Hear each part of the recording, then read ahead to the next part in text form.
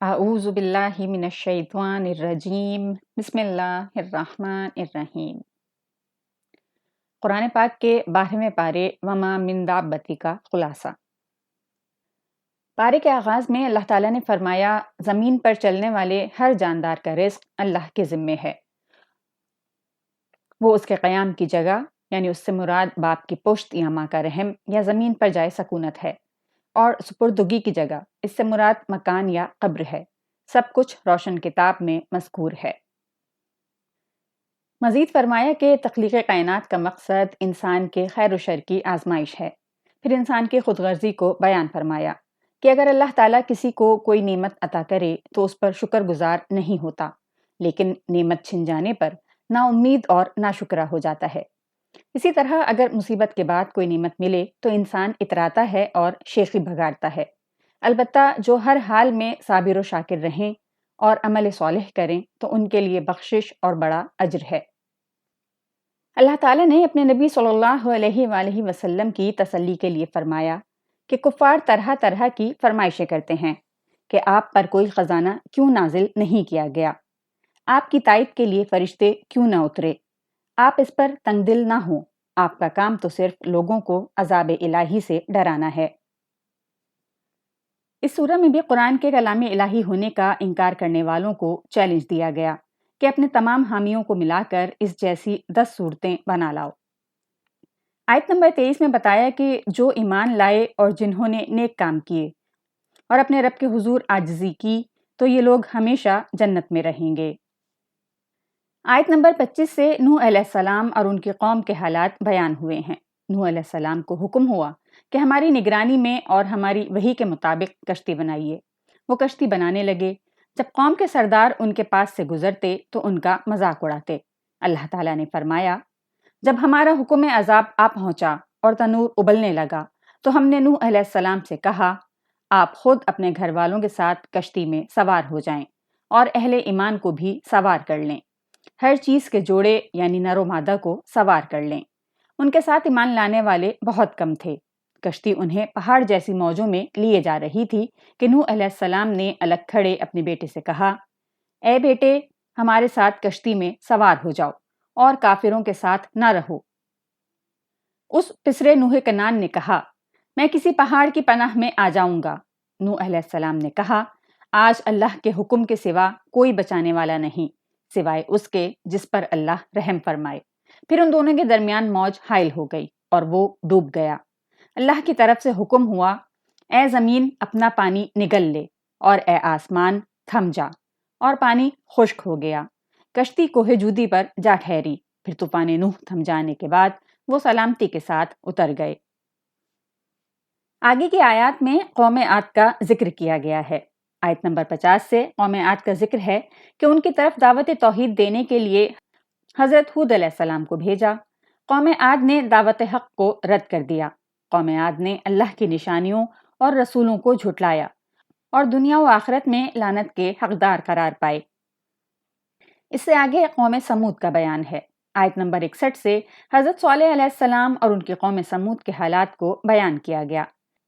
صالح علیہ السلام نے اپنی قوم سے کہا کہ یہ اللہ کی اونٹنی تمہارے لیے نشانی ہے، اسے چڑھنے کے لیے آزاد چھوڑ دو، اسے تکلیف نہ پہنچاؤ ورنہ تمہیں عذاب پہنچے گا۔ انہوں نے اونٹنی کی کونچیں کاٹ ڈالیں۔ پھر ایک چنگھاڑ نے ان کو آدھا بوچا اور وہ اپنے گھروں میں گھٹنوں کے بل اوندھے پڑے رہ گئے۔ آیت نمبر 69 سے اس بات کا بیان ہے کہ حضرت ابراہیم علیہ السلام کے پاس فرشتے بشری شکل میں آئے اور انہیں بیٹے کی بشارت دی۔ اللہ فرماتا ہے کہ بیٹے کی بشارت سن کر ابراہیم علیہ السلام کا خوف دور ہو گیا اور وہ قوم لوط کے بارے میں ہم سے بحث کرنے لگے۔ اللہ تعالیٰ نے حضرت ابراہیم علیہ السلام کو فرمایا کہ اے ابراہیم اس عرضداشت سے گریزاں رہیں کہ اس کا یقینی فیصلہ ہو چکا ہے اور ان پر نہ ٹلنے والا عذاب نازل ہو کر رہے گا۔ اس سے آگے قوم لوط کی بدعمالیوں کا ذکر ہے۔ آیت نمبر 77 سے حضرت لوط علیہ السلام کی قوم کی بدعمالیوں اور حضرت لوط علیہ السلام کی اپنے قوم کی بدعمالیوں کے باعث فرشتوں کی آمد پر مضطرب ہونے کا ذکر ہے۔ جب اللہ کا عذاب آیا تو اس نے بستی کے اوپر کے حصے کو نیچے کر دیا اور قوم لوط کے اوپر اللہ کی طرف سے لگاتار نشان زدہ پتھر برسائے گئے۔ آیت نمبر 84 سے حضرت شعیب علیہ السلام اور ان کی قوم اہل مدین اور ان کے جرائم کو بیان کیا گیا ہے۔ جب اہل مدین پر حضرت شعیب علیہ السلام کی نصیحتوں کا اثر نہ ہوا تو اللہ تعالیٰ نے انہیں بھی عذاب سے ہلاک فرما دیا۔ حضرت شعیب اور ان پر ایمان لانے والوں کو بچا لیا گیا۔ آیت نمبر 123 میں فرمایا گیا ہے کہ آسمانوں اور زمینوں کے سب غیب اللہ ہی کے ساتھ مختص ہیں، ہر کام اسی کی طرف لوٹایا جاتا ہے، آپ اسی کی عبادت کیجئے، اسی پر توکل کیجئے اور آپ کا رب لوگوں کے اعمال سے غافل نہیں۔ اس صورت میں حضرت یوسف علیہ السلام کا ذکر ہے اور قدر تفصیل کے ساتھ ہے۔ قرآن نے حضرت یوسف علیہ السلام کے واقعے کو حسین ترین قصہ قرار دیا ہے۔ سب سے پہلے حضرت یوسف علیہ السلام کے خواب کا ذکر ہے۔ انہوں نے دیکھا سورج، چاند اور 11 ستارے ان کو سجدہ کر رہے ہیں۔ انہوں نے اپنا یہ خواب اپنے والد حضرت یعقوب علیہ السلام کو بیان کیا۔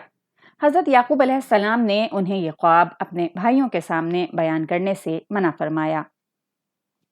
اس سے آگے یوسف علیہ السلام کے بھائیوں کی سازش کا ذکر ہے، یعنی کہ یوسف علیہ السلام کے بھائیوں نے باہمی مشورے سے ایک سازش کے ذریعے حضرت یوسف علیہ السلام کو ان کے والد سے جدا کر دیا اور ایک گہرے کنویں میں ڈال دیا۔ بالآخر تکالیف اور مصائب کے بعد آپ غلام کی حیثیت سے عزیز مصر کے دربار میں پہنچے۔ عزیز مصر نے اپنی بیوی سے کہا کہ اس کو عزت سے رکھو، اسے ہم اپنا بیٹا بنا لیتے ہیں۔ جب یوسف علیہ السلام پختہ عمر کو پہنچے تو عزیز مصر کی بیوی نے گھر کے دروازے بند کر کے انہیں دعوت گناہ دی۔ یوسف علیہ السلام نے فرمایا، میں اپنے مربی کی احسان کشی نہیں کر سکتا۔ یوسف علیہ السلام دروازے کی طرف دوڑے اور پیچھے سے عزیز مصر کی بیوی نے ان کی قمیص پکڑی جو پھٹ گئی۔ اسی اثنا میں اس کا شوہر سامنے آیا اور عزیز مصر کی بیوی نے سارا الزام یوسف علیہ السلام پر لگا دیا۔ اللہ تعالیٰ نے فرمایا، اس عورت نے ان سے گناہ کا قصد کیا اور انہوں نے اس سے بچنے کا قصد کیا۔ اگر وہ اپنے رب کی دلیل نہ دیکھتے تو معاذ اللہ گناہ میں مبتلا ہو جاتے۔ اس سے آگے حضرت یوسف علیہ السلام کے حسن کے واقعے کا ذکر ہے۔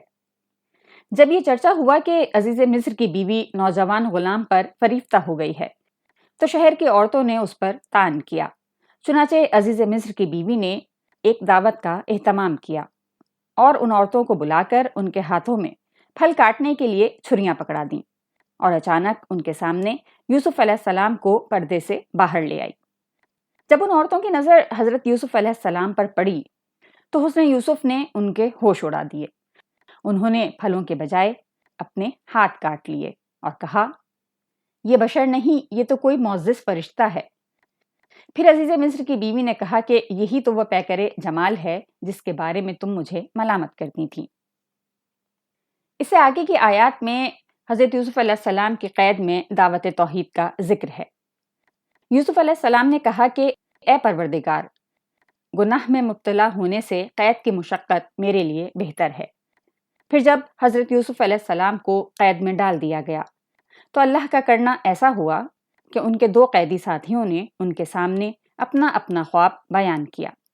آپ علیہ السلام نے ان کے خوابوں کی یہ تعبیر بتائی کہ ایک سے کہا کہ تم بادشاہ کے دربار میں پہنچو گے اور اپنے آقا کو شراب پلاؤ گے، اور دوسرے کو بتایا کہ تمہیں سولی دی جائے گی، اور بالآخر ایسا ہی ہوا۔ آپ نے دونوں کو دعوت توحید دی۔ حضرت یوسف علیہ السلام چند سال قید میں ہی رہے۔ اسی دوران بادشاہ نے ایک خواب دیکھا کہ 7 تندرست گائیں 7 دبلی گائے کو کھا رہی ہیں اور فصل کے 7 خوشے سرسبز ہیں اور 7 خشک۔ بادشاہ نے اپنے درباریوں سے خواب کی تعبیر پوچھی لیکن وہ نہ بتا سکے۔ پھر یوسف علیہ السلام کے قیدی ساتھی کے ذریعے، جو اب بادشاہ کا خادم بن چکا تھا، یوسف علیہ السلام کے خوابوں کی تعبیر میں مہارت کا علم ہوا۔ چنانچہ آپ علیہ السلام سے رجوع کیا گیا۔ آپ علیہ السلام نے تعبیر یہ بتائی کہ 7 سال تم پر سرسبزی اور شادابی کے آئیں گے اور پھر 7 سال قحط سالی کے آئیں گے۔ تمہیں چاہیے کہ شادابی کے 7 برسوں میں فاضل پیداوار کو خوشوں میں ہی محفوظ رکھنا تاکہ خشک سالی میں تمہارے کام آئے۔ اللہ تعالیٰ ہمیں بہتر طریقے سے قرآن پاک کو پڑھنے اور سمجھنے کی توفیق عطا فرمائے۔ آمین۔